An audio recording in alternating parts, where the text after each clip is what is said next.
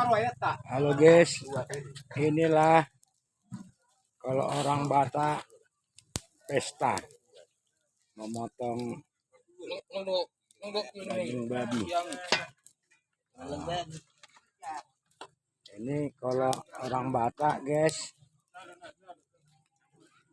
pesta dengan memotong daging babi guys. Nah ya guys ya, nah, kami orang Batak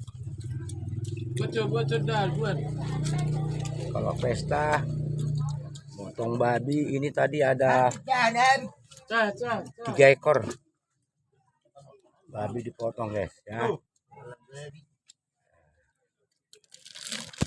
Jadi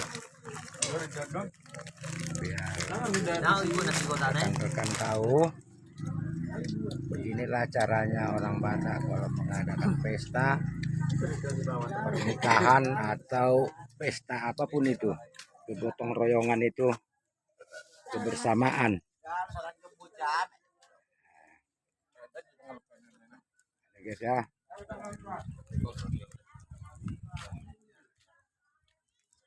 ini bumbunya guys. Nah, bumbunya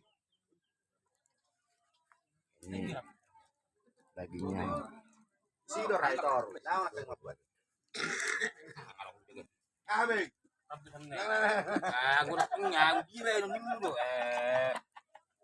Ini di kampung Desa Gajah,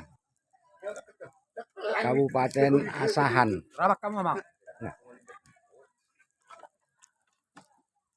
Oke guys, saya Opung Nenggolan.